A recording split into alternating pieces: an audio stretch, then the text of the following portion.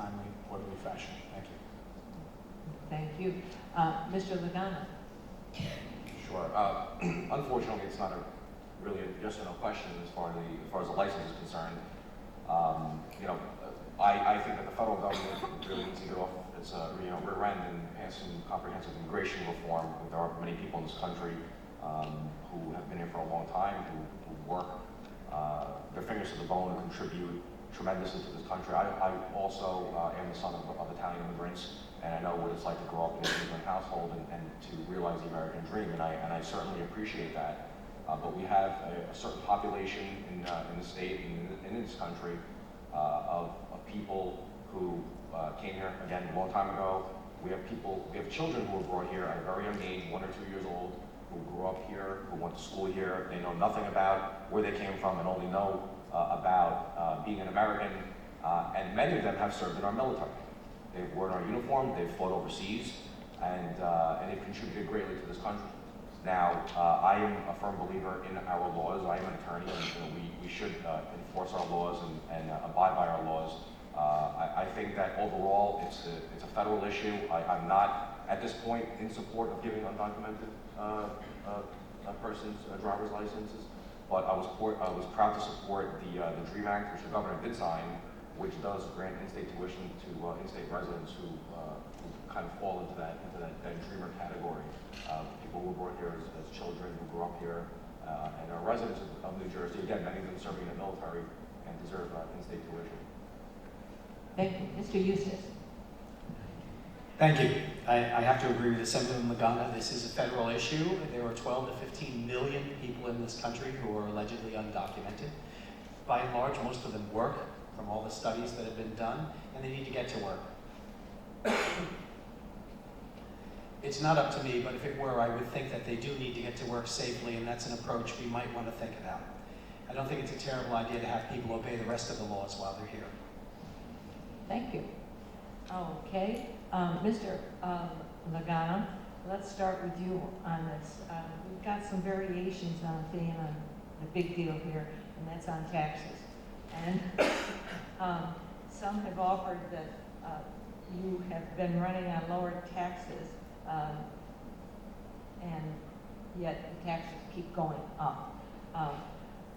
How can we focus on how you will protect the hard-earned money of the taxpayers of District 38 in New Jersey? So there are, of course, many taxes we have to pay. I pay them too, as well as everyone else. And we have property taxes, and we talked about gas tax and fees and things like that, which are, of course, our taxes. And one thing I did pretty early on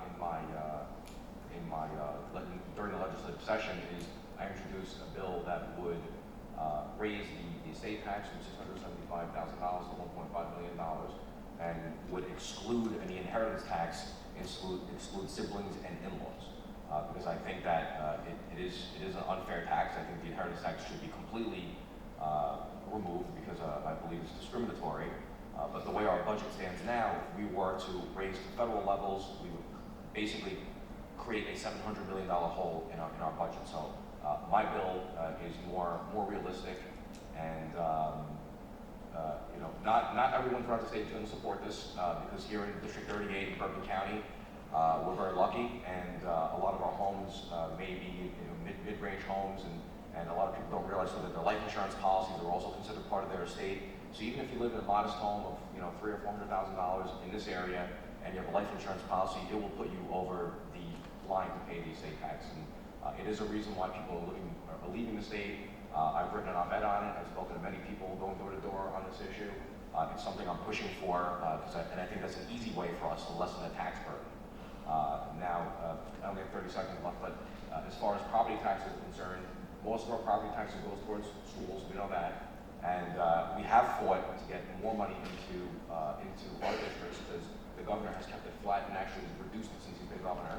My district in Paramus is only receiving 40 or 45% of what it should be receiving, and that is an exact way of how to keep our taxes flatter and even bring them down in some instances. So we've supported additional funding for our schools, and unfortunately it's been cut out of the budget. Thank you. Mr. Coppola, if elected, how would you protect the hard-earned money of the taxpayers of the 38th district? Right, well, school funding, as we know, is the chunk of it. And, we sent something upwards north of the high 50th percentile to other districts. We need to change that formula of the school funding, because that is really the bedrock of, how we're taxed here in the 38th. Again, as I said, I mean, we have a spending problem, not a revenue problem. So we need to, again, also change how we are mandating of how we have to fund things. Look, in your house, or my business, let's just say you make $100,000 a year, but now we're saying, well, every year you have to spend $100,000. That's the mandate. But what happens if you get sick and next year you're only bringing $50,000? Too bad, and you still got to fund $100,000. This is how we get into a problem. So we need to change the fundamental structure of how we're bringing in or how we're managing our funds, and that's one of the really bedrock, the core of the problem is again the school funding and how again the mandated funding. This is how we're getting in trouble with TIF and with pensions and stuff. So that's another issue. So that's my answer. Okay, Mr. Eustace. Thank you. We can start with the school funding formula. I'm glad everybody agrees we should do something about that. If fully funded, this district would get $12 million this year. That's just about $1 million per town.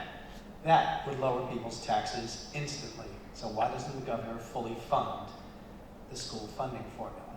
That's the first thing. The second thing we need to do is actually consolidate.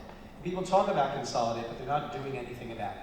As a small town mayor, we worked very hard to work with fellow towns and reduce our DPWs and our police services and our purchase of fire equipment. It's been, the old canard is there are more fire engines in Bergen County than there are in the 5 boroughs of New York, and it's a truism. I have sponsored a raft of bills on making it easy for towns to consolidate.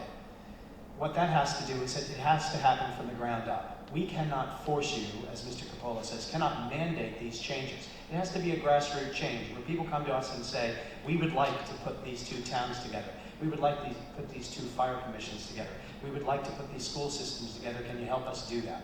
And we put together several bills that allow people to do that. It doesn't cost money to do that. It's just a matter of getting the laws out of the way so people can do that.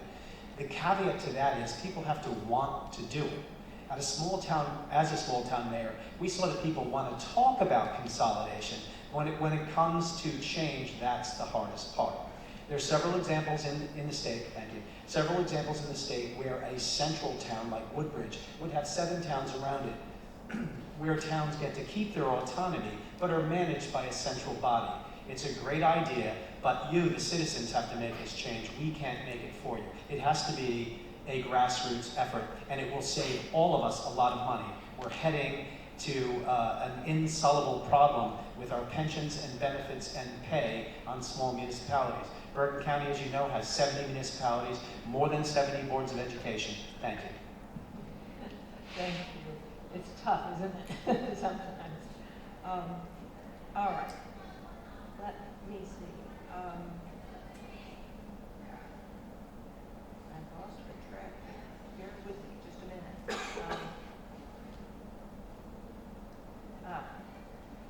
I wanted to play off what you were just saying, Mr. Eustace, and perhaps you could start on this one. And how would you solve the problem of the state's underfunded pension system? Well, first of all, I would make it a priority. The problem is it's not a priority. Now, if you talk about some of the salaries, and we had transparency in the with the Port Authority, you would see that there were people making $250,000 in plum positions for the Port Authority. We could save some money, a little bit of money there. Look at all the authorities and see where the cronyism goes. And this isn't the only governor who fills those slots. So there's a lot of money that doesn't need to be spent in certain areas and needs to be spent filling our pension hole.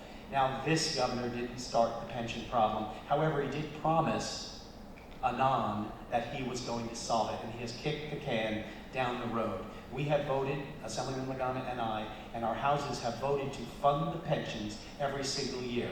It's as if you bought a house, you signed the mortgage, and you refuse to pay the mortgage, but you want to live in the house. It's our responsibility to do that. These were negotiated terms, everybody agreed to them, and the governor reneged on the deal. As far as I'm concerned, that would be illegal. It's interesting that the Supreme Court didn't find that illegal. If it were a regular contract dispute, I'm sure the contract would prevail. It's a frightening thing, and we need to pay our responsibilities. It's like living in a house you refuse to pay for. Thank you. Mr. Capola, can you address the pension fund? Yes, and as a former teacher myself, and I taught in public and private schools actually, look, absolutely, we gave our word, we have to fund the pension. But, if I may, I mean, to say, well, if we just fund the pensions, then, this happens. That implies that we have the money, but we just don't want to fund it. But we made a promise, we fund the pension. Now, in River Edge, what we did with the new police contracts is the new teachers that come in, okay, like the new police that came into River Edge, you have a new contract, and you max out a longer scale, and you start off lower. So the new teachers that come in will say, look, this is the new contract, and do you like these terms? If you don't, then maybe teaching's not for you. I think teachers will respect that. I think teachers are angry is that they would promise something and they're not getting it. I understand that. But to renegotiate contracts, reform the contracts going forward, because we can't afford to keep giving these pensions and the pay scales that we're working on. Again, teachers deserve, they work, I know, I mean, they're saints. But again, we have to watch out